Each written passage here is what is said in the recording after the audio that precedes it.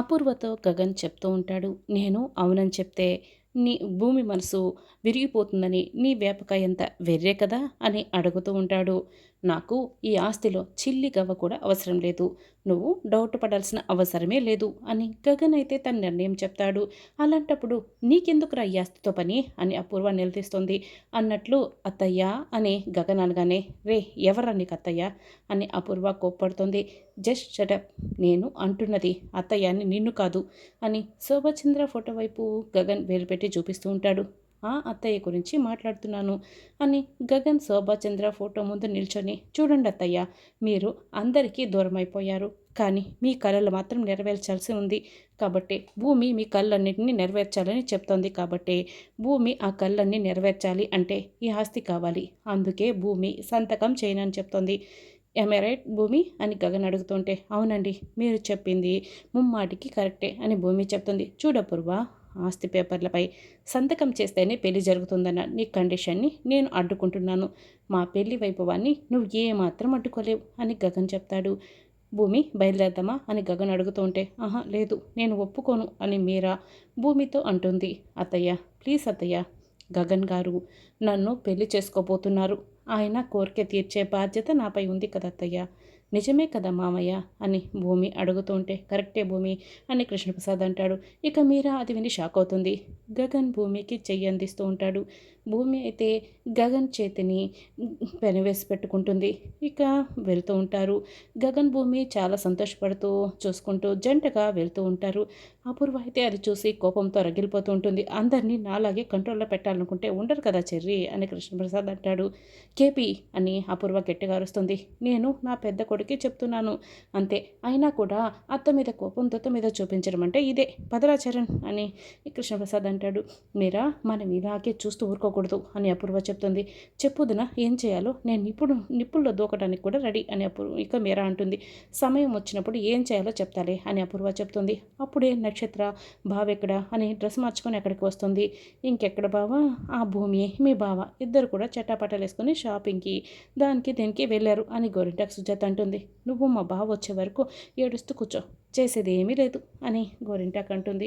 ఇక నక్షత్ర అయితే కోపంగా రగిలిపోతూ ఉంటుంది. ఇక చరణ్ స్విమ్మింగ్ పూల్ దగ్గర అటు ఇటు తిరుగుతూ భూమి గగన్ వీపుపై పడుకున్నదే మొత్తం కూడా అంతా గుర్తు తెచ్చుకుంటూ బాధపడుతూ ఉంటాడు. ఇక కొంచెం కుళ్ళుతూ ఉంటాడు. అప్పుడే నక్షత్ర అక్కడికి వస్తుంది. కాలు కాలిన పిల్లిలా అలా తిరుగుతున్నావెందుకు అని అడుగుతూ ఉంటుంది. నేను కాలు కాలిన పిల్లిలా తిరగడం లేదు, కుంటుతున్నాను అని చరణ్ అంటాడు. అసలు నువ్వు మగాడివేనా? నువ్వు ప్రేమించిన అమ్మాయిని అక్కడ గగన్ పెళ్లి చేసుకుంటూ ఉంటే, అదే గగన్ బావ పెళ్లి చేసుకుంటూ ఉంటే నువ్వు ఇలా చూస్తూ ఊరుకున్నావెందుకు? అదే నేనైతే ఏం చేస్తుండేదాన్ని నాకు తెలుసా? ఏదో ఒకటి చేసి భూమిని పెళ్లి చేసుకునేదాన్ని అని నక్షత్ర అంటుంది. చూడు నక్షత్ర, నీ గురించి నాకు తెలియదా? నేను భూమిని పెళ్లి చేసుకుంటే అలాగైనా గగన్ బావన్ నీకు దక్కుతాడని నువ్వు అనుకుంటున్నావు కదా? చూడు, నీలాంటి చీప్ ట్రిక్స్ ఇలాంటివి నా దగ్గర ప్లే చేయకు. దయచేసి ఇక్కడి నుంచి వెళ్ళిపో, నీకు దండం పెడతాను అని నన్ను రెచ్చగొట్టకు అని చరణ్ చెప్తాడు. చి, నీ నోట్లో నేను నోరు పెట్టాను చూడు అని నక్షత్ర అంటుంది. నోట్లో నోరు పెడితే అది లిప్ కిస్ అవుతుంది నక్షత్ర, వెళ్ళు, ముందు నోరు మూసుకొని వెళ్ళు అని చరణ్ అంటాడు.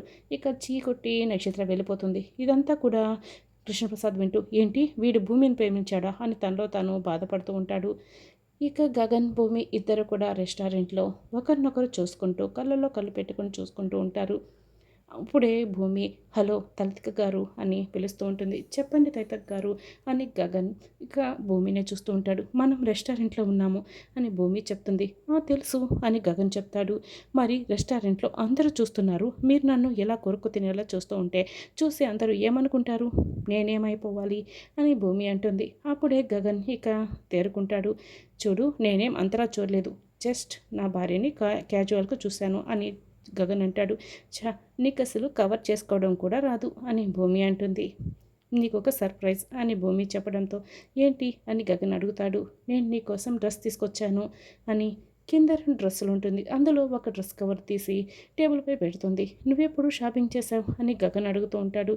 మీకు సర్ప్రైజ్ ఇవ్వాలనుకున్నాను, చేశాను, తీసుకొచ్చాను అని భూమి అంటుంది. సరే అని గగన్ ఆ డ్రెస్ తీసుకుంటాడు. ఇక తాను తీసుకొచ్చిన ఒక డ్రెస్ కవర్ని భూమి చేతికి ఇస్తాడు. ఇది నిశ్చితార్థం రోజున నువ్వు వేసుకోవాల్సిన డ్రెస్ అని ఇస్తూ ఉంటే థ్యాంక్ యూ అని భూమి తీసుకుంటుంది.